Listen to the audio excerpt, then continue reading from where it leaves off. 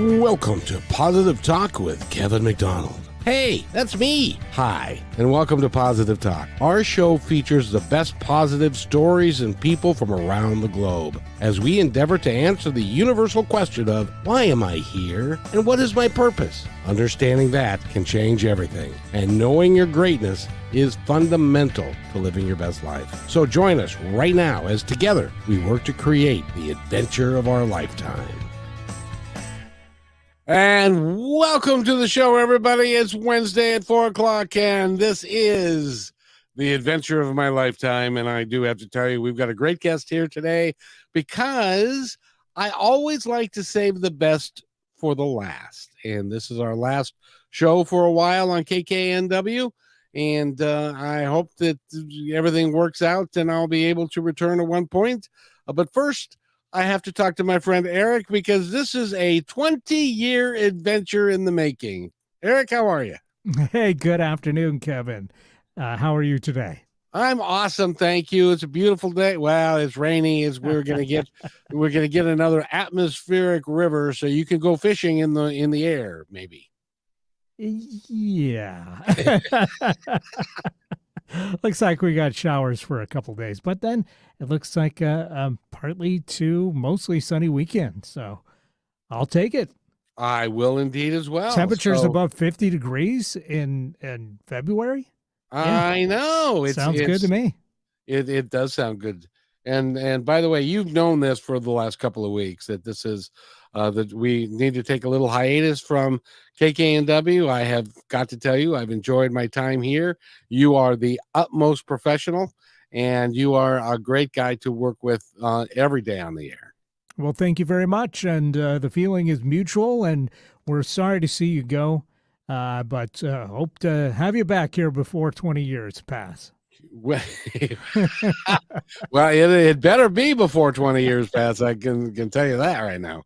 But 20 years ago, I had the sad occasion where I had to do the same thing, and had a bunch of people call and say, "Where the hell are you going?" But what do you do? And so, if you would like to call, you are welcome to do so, and Eric can talk to you, and we can actually put you on the air, and that would be 425-373-5527. I've never forgotten the numbers. I sleep with those numbers tattooed on my arm. Okay. Whatever. But in the meantime, I've got to tell you, we've got a great guest, and I thoroughly enjoyed our first time together. And it was just last week, but there's so much for him to talk about. He has written over 20 books. He's done fiction. He's done critically acclaimed self-development and personal help guides. He has some workshops that we're going to be talking about. He's an accomplished screenwriter, and he can help you, even if you're an accomplished writer, do better, or he can help somebody that is a brand new writer that is just trying to figure it all out. He can help you do that as well. So he's a coach, he's an author, he's a screenwriter, and he does all kinds of works. And his name is Mark David Gerson, and I welcome him to the show right now. Mark David, how are you, sir? It is a pleasure to see you again. I am great, Kevin. It's great to be back with you.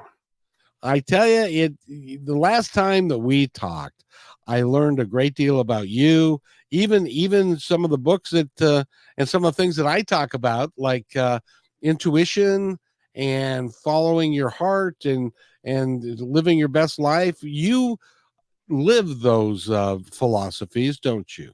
Well, to the best of my imperfect human ability, yes. Well, that's the thing, is that nobody's perfect.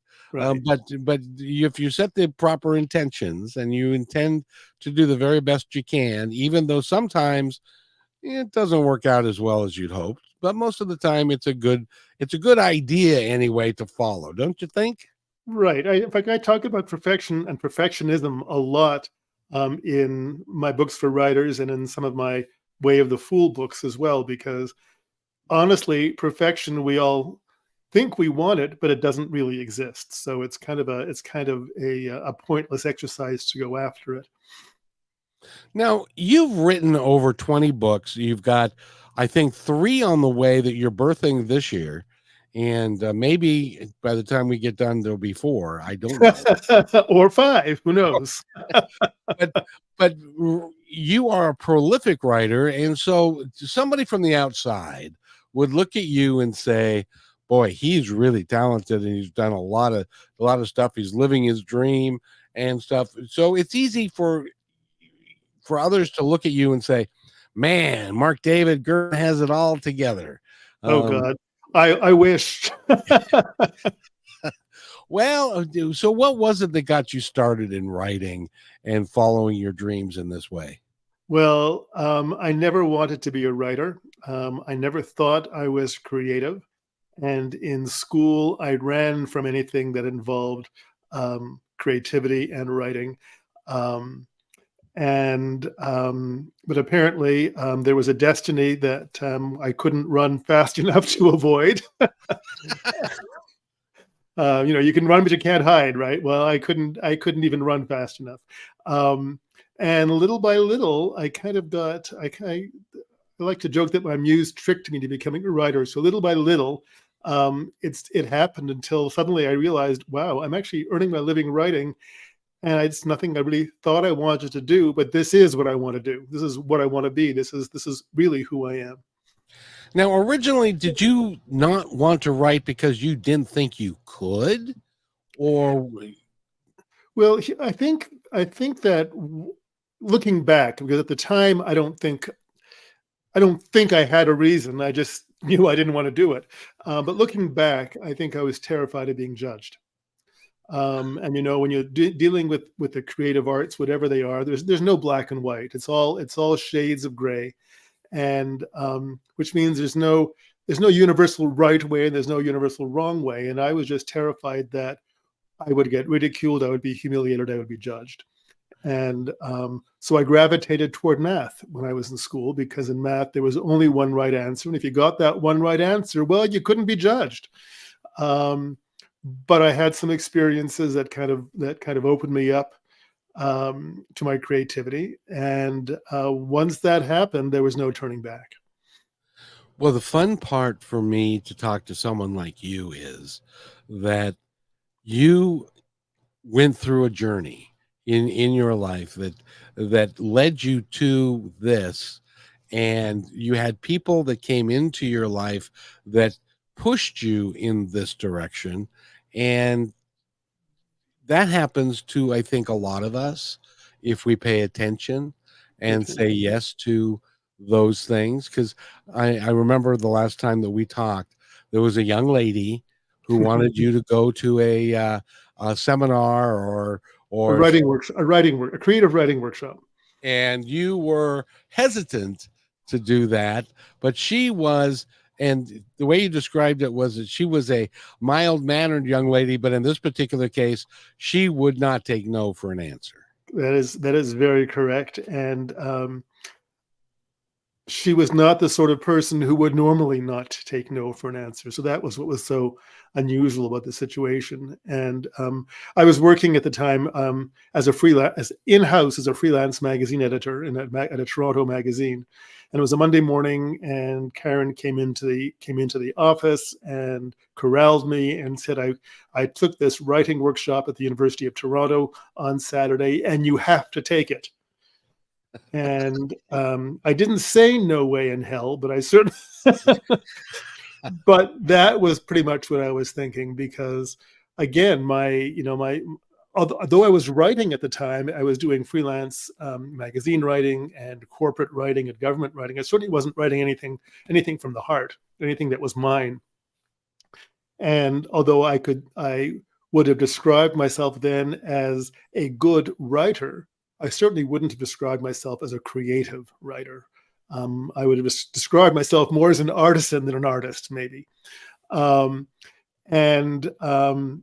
Karen just wouldn't let up that Monday, and by the end of the day, I had this was before there was an online. By the end of the day, I had found the continuing education catalog, and I had signed up for the next workshop.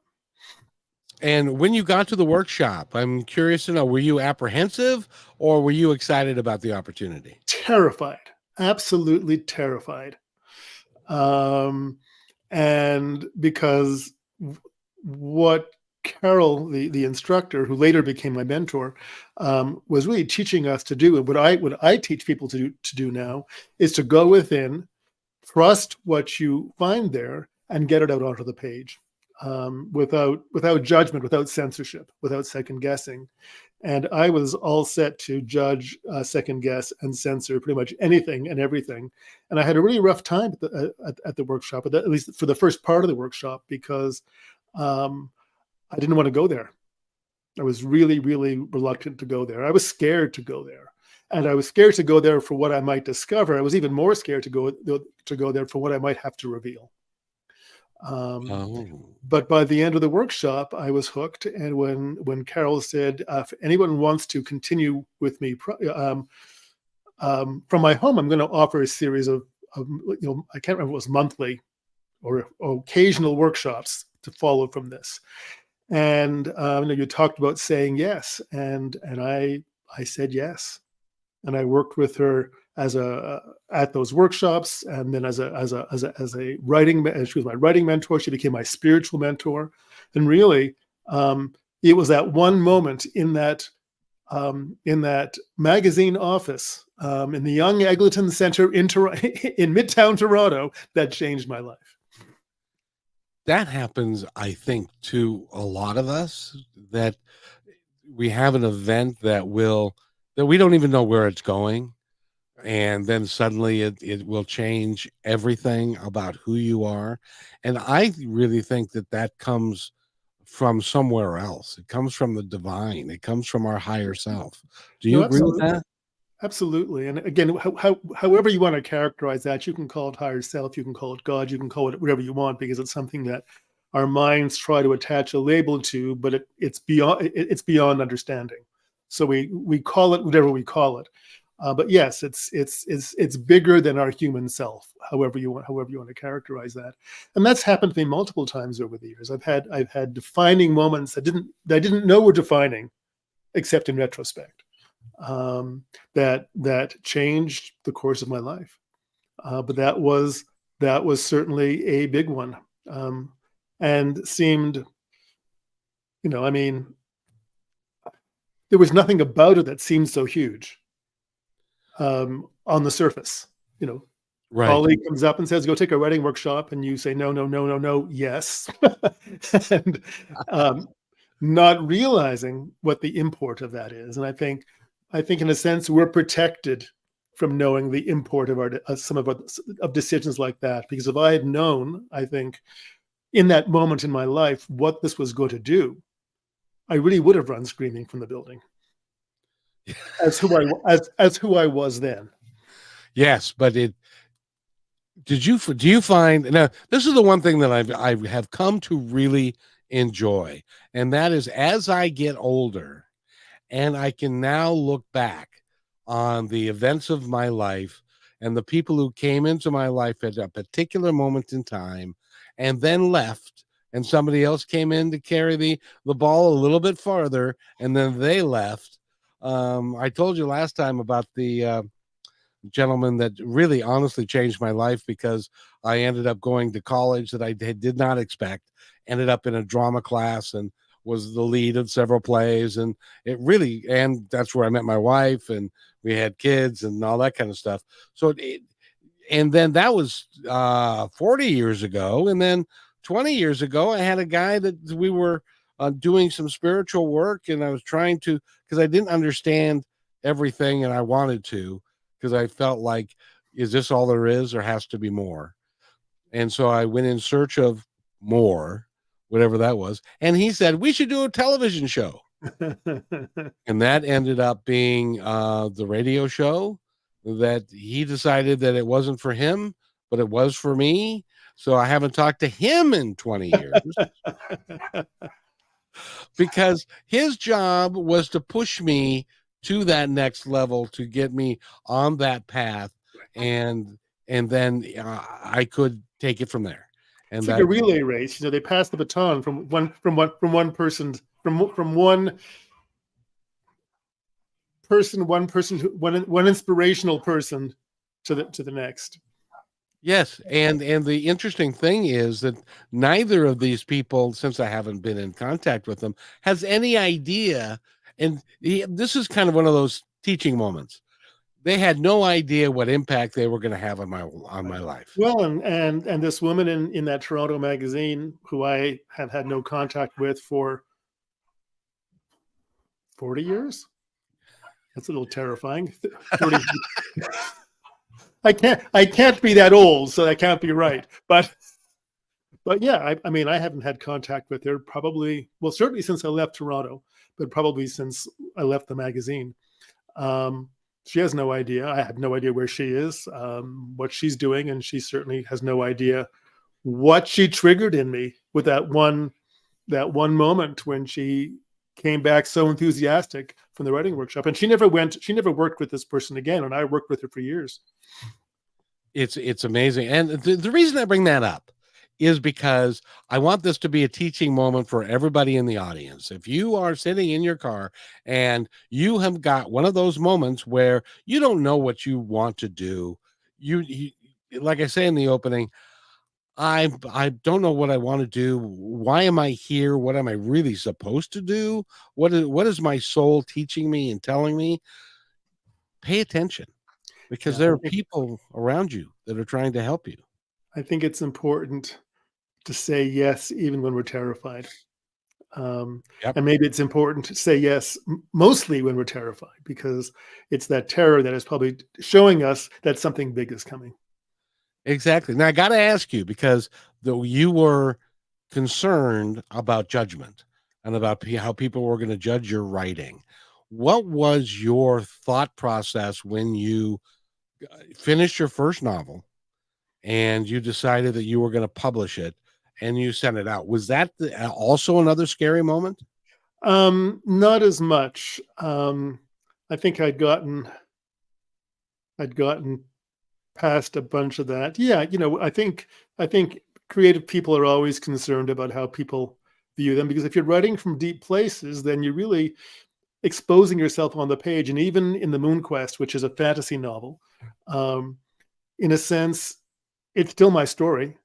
It's just my story. Excuse me, my story in metaphoric terms. So yeah, I mean, it's when you write from deep places, which is what I do and what I teach, you really putting your nakedness, in a sense, out into the world. And but the other thing that I teach in all my books for writers, and certainly in my other self-help books, is it's important to let yourself be vulnerable, because it's that vulnerability that makes us human, and it's that vulnerability that then touches other people and gives them permission to be vulnerable as well in the world. And you also have done a screenplay of that particular. Yes, I did. Before the Moon Quest was published, but I had what I then thought was a final draft. A friend of mine said, "Why don't you write a screenplay adaptation?" I said, "I don't know how to write a screenplay." So I said no. I have a history of like saying no a few times and then saying yes. And then she asked me again a while later, and then she asked me again a while later. And I thought, well, so I started looking. I didn't know how to write a screenplay. But I went into then Borders and Barnes and Noble and looked for screenwriting books. And the problem I kept finding was that screenwriting books and screenwriting workshops and screenwriting classes were all very much about rules and structure. And everything that all the ways that I write and all the ways that I live and all the ways that I teach, it's the antithesis of structure. It's flow. It's allowing the story to flow, basically. I mean, I didn't know. I mean, we talked about this last time. I knew nothing about the Moon Quest when I began writing it. Absolutely nothing. I didn't even know I was writing a book when I wrote that first scene in a writing workshop I was teaching. And I only discovered the story as I was writing it. And so I couldn't really find books. I mean, I found books on formatting, of course, because the screenplays have a certain format. But in terms of they all talked about outlines. I never outline. They all talked about, using index cards to organize your scenes. I don't do stuff like that. So if I don't know where the story is going, how can I write index cards? They talked about, again, a very structured approach. And at a certain point, and I did find one or two books that were sort of helpful. I did find one workshop. Actually, at this time, I happened to be sitting in I think it was a Borders Cafe actually in Santa Fe, New Mexico, and I opened the weekly alternative newspaper and saw an ad for the screenwriting conference in Santa Fe that was happening like the next month, and I signed up. So that was very fortuitous, and so I got some good stuff from there. And in fact, I ended up teaching at that conference a few years later, which was very cool. But in the end, what I realized was, you know what? I didn't know how to write a novel when I began writing The Moon Quest. Yeah.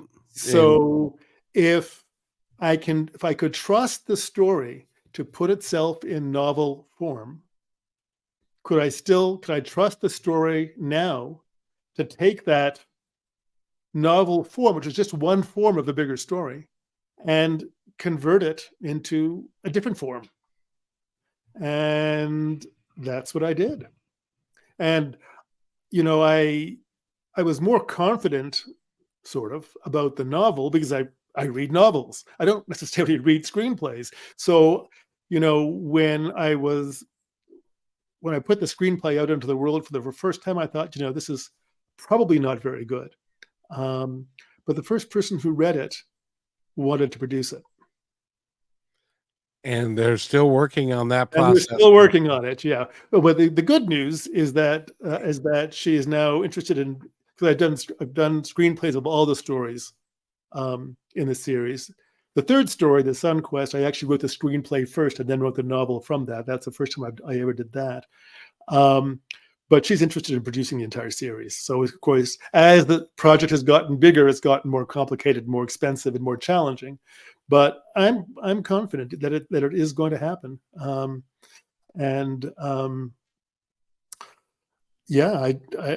somehow it's going to happen.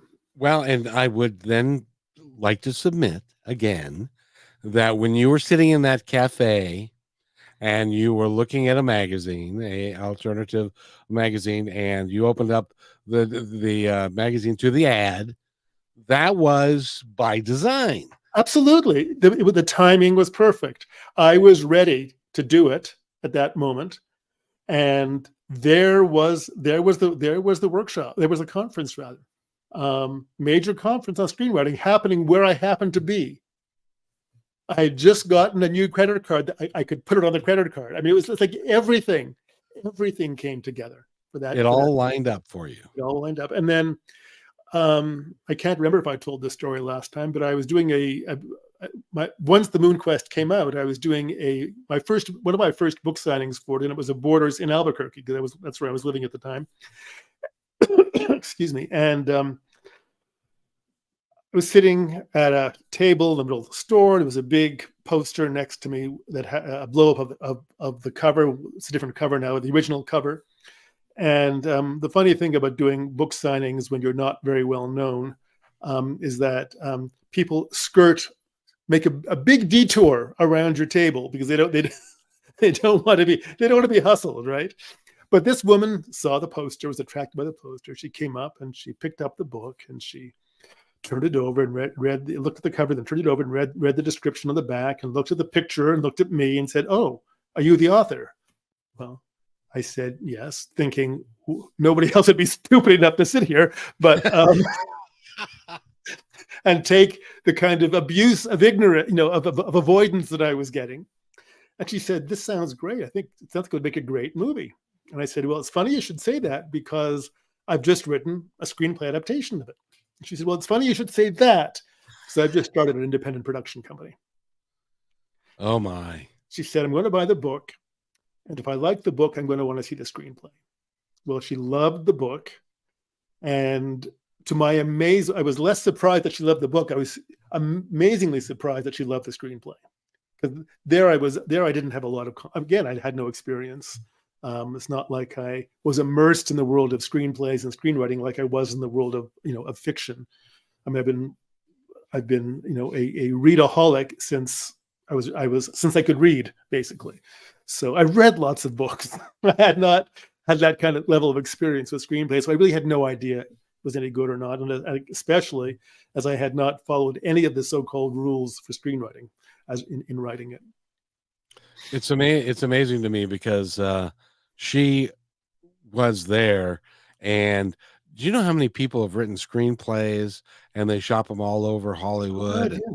And people can never and a lot of times it's like, well, even Sylvester Stallone when he wrote Rocky. There's a great big story around that one, and he didn't get it accepted right away. Right. And you for whatever reason, and I think it's because of how you approach these things. I like to say that I'm open. I'm open to magic. I'm open to miracles. I'm open to synchronicities, and I'm aware of them. I don't say, "Oh, that's nothing." I pay. I guess what I'm saying is I pay attention. Yes. And when again, just like the timing of that screenwriting conference, in the moment when I was ready to write this, this woman happened to be in Borders the day I was doing the book signing. She wasn't there because I was doing a book signing. She had in there because she had been next door at Massage Envy getting a massage and came in to get a coffee. So, it's not like, yes, it was planned, but not at any remotely human level. And she's now a good friend, and she's still committed to the project. And I'm convinced that it'll work out for you. The interesting thing for me, it's music, because when I was going through this period, I had started doing a radio show, a couple hours a week on a small station in Tacoma, and one of the upper people at where I worked, I was a mid-level manager, he was a department head, was driving through Tacoma and happened to listen to it, and I was talking about meditation and stuff, and he approached me the next day at work, so it became kind of a big deal. And then it was like, should I continue, should I not? There are people that are not happy with it. But then there was this song, and this song kept showing its ugly face, not its beautiful face, to me all the time. And it was called "I Hope You Dance" by Leanne Womack. I don't know if you know that song, but basically the song is live your life, and rather than sit down and just watch life go by, I hope you dance. I hope you get up and you live your life to the fullest. And even if you can't dance well, just get up and dance. Do something that you didn't think that you could do. And that I would be sitting in my car, and I would be thinking about, do I not, do I, what, and that song would come on. And it was like, it was, and I took it like, whoever is in charge, I don't know how they do that, but whoever's in charge, and they were encouraging me to continue to dance, not to sit there and to say no, but to say yes and get up and dance. That was every time I ran into, self-doubt, and I don't know about you, I know you've written 20 books, you probably never have self-doubt. I write 20 books because I have self-doubt. But I was doubting whether or not I could do it. Then even when I got into doing the radio show, I doubted whether or not I was any good at it, and stuff. And as it turns out, I didn't suck terribly, apparently, because I'm still doing it 20 years later. Right. Yeah. Well, I think that when again, the guy who heard you on the radio, and the woman who walked into Borders, and these things happen to us all the time, but we have to be available. and we have to open, and we have to listen, and you say we have to say yes, because it's easy to say, oh, that's just a dumb coincidence and move on. But they're not dumb coincidences. They're meaningful coincidences, and then it's up to us to act on them. Exactly. And I'll give you another one. When I decided that I wanted to do radio more, so my boss came to me and said, I don't think it's appropriate for a district sales manager to be doing radio and be talking about meditation and spirituality and those kind of things. I just don't feel comfortable with that. And in the next breath, he said, oh, by the way, our company is about to be sold. This is I have to tell this story. It's my last, indulge me. It's my last show, so I get to tell this story. And so 2 weeks later, U.S. Food Service came in. This was Alliant Food Service at the time, and they were going to buy Alliant Food Service. Now, U.S. Food Service did not have a branch in Seattle. They had one in Portland. So they were going to move their operations to Portland. And some of the people, they had a great big meeting, and we all got an envelope. In that envelope, some of us got a welcome to the team. We're glad you're here. Others of us got, well, here's your severance package. It's been nice. And it's been nice knowing you, and we'll see you. But and at the same time that this was going down, KKNW, which had been a news format, CNN news format, was flipping their format at the beginning of the year. This happened right in December. They were flipping their format into a block programming format so that I could buy time on the radio station, sell advertising, and begin my own company. And so that's what I decided to do. And all this happened within a 2-week period. So great. I go into the general manager's office, and the human resources guy from the other company is sitting in there.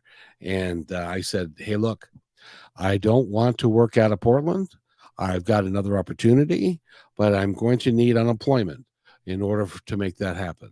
And he said, nope, I'm sorry. We don't do unemployment.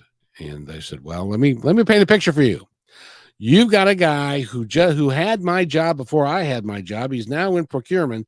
He's been with the company 20 years, and you're going to pay him a year's severance pay and benefits for that year because you don't have a spot for him. I'm suggesting that you give my spot to him and give me unemployment for 6 months. And he looked at me. The general manager's eyes were big as a saucer. He said, "What the hell are you doing?" So the human resources guy thought a moment. And he goes, "I'll be right back." So he leaves the room and he goes to talk to somebody else, and then he comes back and he says, "Okay, you got a deal." Wow.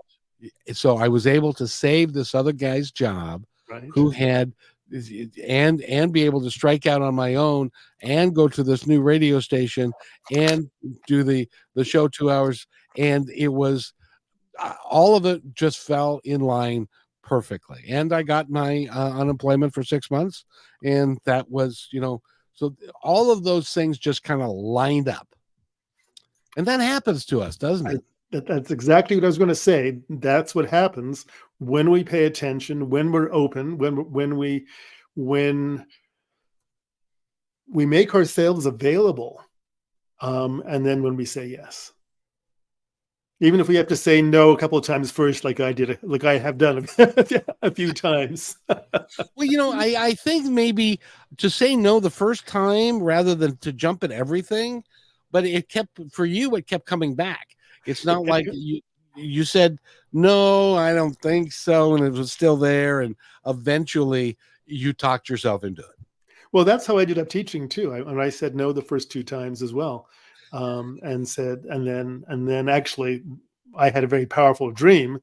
I was doing a lot of, actually was seeing a Jungian therapist at the time and doing a lot of dream work and paying a lot of close attention to my dreams.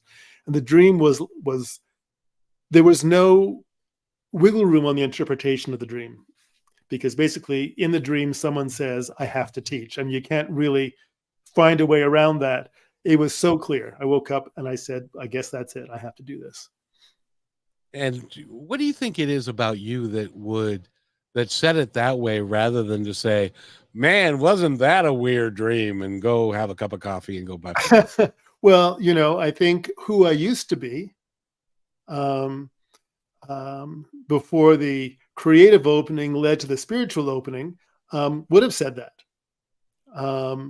But as I allowed myself through the workshops and the mentoring to go within, to actually look inside and to trust what I couldn't touch, because who I was, initially was, if your five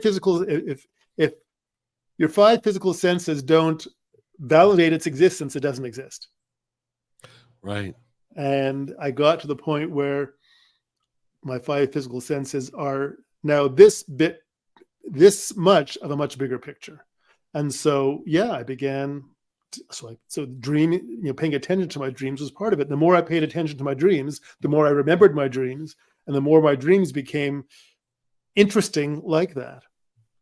So I'm struck. If somebody if somebody is having dreams or would like to have their dreams interpreted, you said that you were with a Jungian therapist. Very good. A therapist who basically works with Carl Jung's philosophies, and Jung was very much into, among many other things, into dream work. So I would bring my dreams into the sessions, and we would talk about them. If you wake up and you remember your dreams, but then you go back to sleep and then you forget all about them, write them down. I would recommend, if that's your case. Would you recommend that? Well, what I was doing at that time was I kept my journal by my bed. And when I woke up in the middle of the night and remembered a dream, I would write it down in that moment. And the more I did that, the more I remembered. Now, I don't do that as much now, but that was what made the dreams more memorable. Because very often we wake up in the middle of the night and think that was cool and go back to sleep and it's gone. You wake up and you wake up 2 hours or 3 hours later and you have no memory, or maybe you have just a little, because sometimes something will happen and you think, oh, now I remember the dream. Something triggers the memory, but very often it's gone. Once it's gone, it's gone. I've been told by many people who are sensitive to dreams, and also by psychic mediums and by other folks that are interested in energy work, mm-hmm. that between 3 a.m. and 5 a.m. Oh, you're smiling. You know what I'm going to say. Yeah. Between 3 and 5 a.m. it's like the veil is thinner. There's a window. There's a window, kind of. Yeah. Yeah. So people can, on the other side, or your guides, or the universe, or whoever, whatever label you choose to assign it, can reach you, and that's what happens in the middle of the night. It also can happen in the shower. If you ever been taking a shower and you get this wonderful idea that just pops into your head, it's because of the electricity and the energy that is surrounding you at that particular moment. So the other thing is that when we're asleep, when we're in the shower, when we're walking the dog, we're not focused on anything in particular. So almost by definition, we're more open. You're in the shower and you're just in the shower. You're not worrying about solving a problem. You're in the shower and suddenly the solution comes to you because you're not banging your head against it. Exactly. It's a beautiful, it really is a really cool concept. Why don't more people follow it? Well, sometimes like I was, they're afraid of what they're going to find out. What were you afraid of? I was afraid of what I couldn't see. I was afraid of what I couldn't touch. I was afraid of what I couldn't explain. I was afraid of being different. I was afraid of lots of things. And all those fears basically shut me down. Now, what in fact shut me down, I can't tell you. I have no idea. But I was shut down. And it was that workshop that opened the door a crack. And it continued through. See, and I've had the same type of experience with people that are psychic mediums, and I have a really good friend that we started the show 20 years ago. Her name is Kim Miller, and she was a psychic medium and would come on the show and read for people and that sort of thing. And there were some moments in time that I cannot prove any other way other than to say that she was talking to who she said she was talking to. Right. There's just no way. There's no way to explain it away. There's none. John Edward, I've interviewed him. There's no way to explain away what his gifts are and what he can do. You can't do what he did for my sister. I had him on the show, and I didn't know if I would get very many calls, so I kind of fudged it and lined some calls up. Mm-hmm. He didn't know. He's a professional, and he was going to be on for an hour, and he came on the show at like 11:59 and a half. We were going to start at noon, and so he didn't have any chance to prepare, Mm-hmm. any chance to look at any of the people. And the first person that he talked to, because he likes to do readings and stuff, because he was coming to Seattle, and he started talking about to the first person, who happened to be my sister. Now, I didn't tell him that, because he made it clear before we started that employees and relatives could not be on the show with him. Mm-hmm. But so I didn't tell him. And but as they started going through the reading and everything lined up, because her history is my history, and I knew all of these things, didn't say anything, but like how my grandfather died, how my other grandfather died, how the third grandfather died, what month was important to my sister, what names were important to my sister, and various things, like the letter R was important. Well, my brother's name is Randy. Her husband's name is Roger. Mm-hmm. And he knew all this stuff, had no earthly idea where he was in New York, and we were in Seattle. And so there's just no way that I could say, like some psychologists will say, well, it's a cold reading, and what they do is they find out information about you, and they go to Facebook, and they go to here. My sister is not on Facebook. She doesn't do any of that stuff, and he called it perfectly. I can't dispute that, even if I wanted to. And so that gave me more ammunition for my belief structure, which is that, yeah, we talk to people on the other side. We have guides. We have folks that are, and just talking to you, I get the same thing. Again, we have our 5 physical senses, and they're very powerful, and they're essential. But we have other senses as well. We have others, and those senses are at least as powerful, and reveal more. If we allow ourselves to go to those places and then trust what is revealed. And that's really, again, going back to that writing workshop and to what I teach and what I write about. It's all about going within, and going to those places that our minds can't access.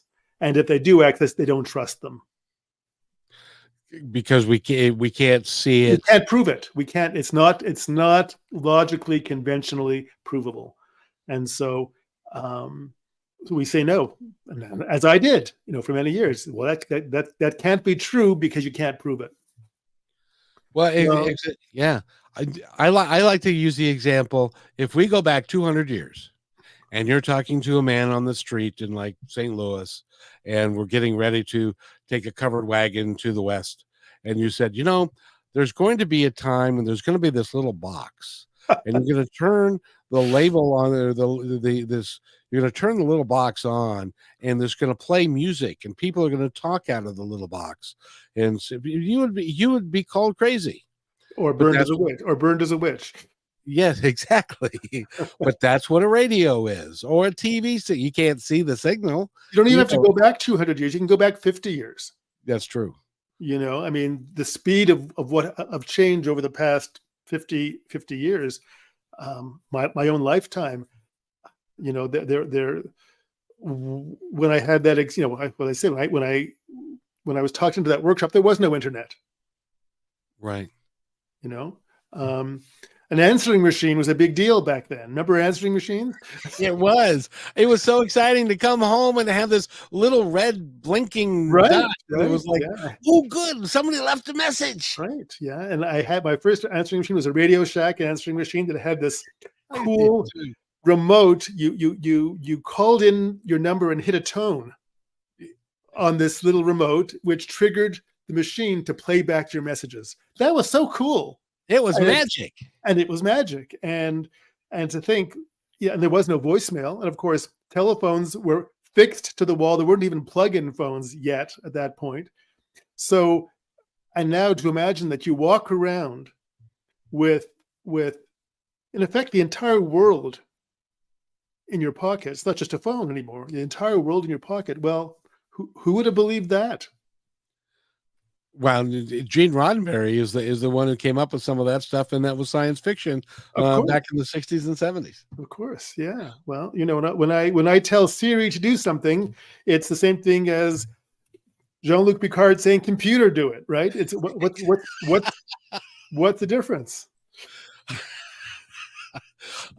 I'll never forget in Star Trek 3, Scotty, when they went back in time and Scotty was at a computer and it was current day or like in the 60s. And he said, "Oh, computer." and it didn't work. Everybody thought it was crazy. But I wanted to, we've only got, gosh, I've got 11 minutes left to be on the radio at KKNW. What do you know? Wow. You know, but take a moment to let that sink in. Yeah, exactly. But I would love to be able to get all the information out about you so that people can attend your workshops and they can talk to you, because if you think that you can write, even if you don't think you can write, but you want to learn something new, if this strikes you as being an important thing, that we're just say yes. Just say yes. Mark David, how can somebody get a hold of you and how can they work with you? Sure. You can go to my website, which is markdavidgerson.com. Mark David Gerson, all one word. And Mark David Gerson is often my username on social media. It certainly is on Facebook, so you can find me there as well. On my website, you'll find all my books, which are also available, you know, on other as paperbacks and ebooks, and in one case now, audiobook on all online from all online retailers. Information on my coaching. I work with writers at all levels, regardless of the issues, as a writing coach. And there's information there on my website. And I now have a bunch of workshops, recorded workshops on video that you can download. You can purchase for download on my website. I just put the first 4 of those up today, as a matter of fact, and the other 5 or 6 will be up over the course of February, I hope. Wow, isn't that a coincidence? Isn't that a coincidence? This is your last time to talk to this audience and the workbook, and you just put them up today. Yeah. So the workshops are Birth Your Book Now, Organic Screenwriting, which is also the name of my book on screenwriting. Time to Write, for all those people who say, you know, I'm going to write someday. Well, I'll help you find the time to write today. And what's the 4th one? Oh, From Memory to Memoir, which is all about helping you to write your tell the stories of your life, to write your memoir. I'm one of these days. I'm gonna have to talk to you, because I really would like to write my memoir of all the things that have happened to me and the things I've done in my life. Looking back on it, do you find now that you are a little bit, we'll call it a little bit more seasoned, that you look back at your life and go, man, I've really had a good life. I've really done a lot of stuff. Well, you know, I've written 3 or 4 memoirs, and when I wrote the first one, kind of reluctantly, actually, I wasn't all that keen about writing it. It was amazing. I discovered themes in my life I didn't know were there in writing this book. It was a huge, I mean, whether anybody ever read it or not, at a certain point didn't even become the issue, because it was hugely powerful for me to revisit these stories and to see themes in my life that I simply did not know were there, but that have been there almost all along, and they're still there. It's amazing now that you mentioned that. It is, I think it's important for everybody to go through that exercise and write down the things that have happened in their life, and they'll begin to see patterns emerge. I Oh, would think. absolutely, yeah, and there are patterns that are there that we're not aware of, and each of my, not each of them, but 6 of the workshops also have books. So I have a memoir writing book. I have a book on birthing your book. The title of the birthing your book is Birthing Your Book, even if you don't know what it's about, because maybe you feel a call to write something, but you don't know yet what it is. Well, I can help you find the what that is. Book on screenwriting, book on writer's block. So yeah, book on editing and revision for when you finish your first draft. Now, did you do that? Did you go through the process in your first novel? And did you send it to a publisher and to an editor, or did you? I submitted The Moon Quest, the first book, to tons of agents, and actually, amazingly, got one, who then was not able to sell it. So in the end, I self-published everything. Well, because you actually are more invested in it than a lot of publishers would be. Well, and publishers are not all that keen to take chances on unknown writers, and publishers don't put a lot of energy into unknown writers anymore. They put the energy into where the money is. They put their energy into the blockbuster authors who are already making money for them, so they can make more money for them. Well, now that you've got 20 some odd books out there and stuff, do you have publishers breaking my door down? Yeah, this would be poetic justice. Would be somebody when you first put the first book out, they say, "Oh no," and now 20 books later, they're like, "Hey, have you thought about a publisher? I'd love to work with you." And well, it's funny because again, at the beginning, all I wanted to do was get an agent, a publisher, and be in bookstores. And the longer I've been in this business, the more I realize, you know what? I'm happy doing it this way. And if you want me, you got to make me a really good offer now. Otherwise, I'm quite happy to keep doing it myself. Yeah, and I gotta toot my own horn in a little bit. If you go, just Google Positive Talk Radio or Google Positive Talk with Kevin McDonald. We are just about everywhere, and I've got 1,100 episodes of stuff. So just you can. I'm easy to find. Mark David Gerson's easy to find.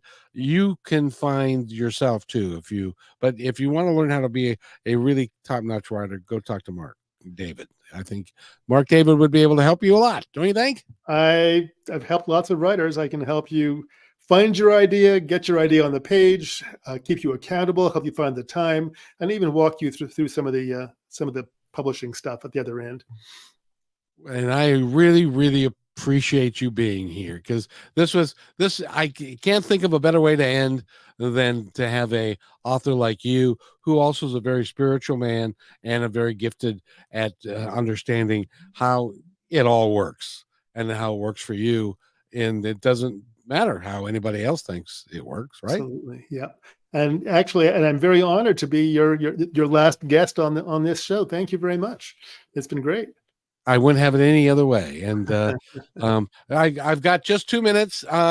Is there anything you'd like to add before I say my adieu to the audience? Yep. Find your passion and surrender to it, whatever it is. That's a bumper sticker and a t-shirt. Find your passion and surrender to it. I can't think of anything better to end the show with. And so Mark David Gerson, and I got to invite Eric back just real quick. If he he's gone home. he went home. He's in the bathroom. No, didn't go home. I'm listening in and enjoying the convo. Eric, is not often I get to say this. You have been the utmost professional and a gentleman. I love working with you, and you haven't changed a bit in 20 years. Next time I see you, you may be a little grayer and stuff, but I want to thank you and KKNW for hosting the show for as long as we have. Thank you. It has been a pleasure. And you have a great day. Take care of yourself. And if anybody wants to find me, they can always go to KM Media Kevin at kmmedia.pro. That's it. Kevin at kmmedia.pro and all that kind of good stuff. And Mark David Gerson, I got to tell you, it's been an absolute pleasure having you here. And I wish you well. And I hope the next several books sell 1 million copies.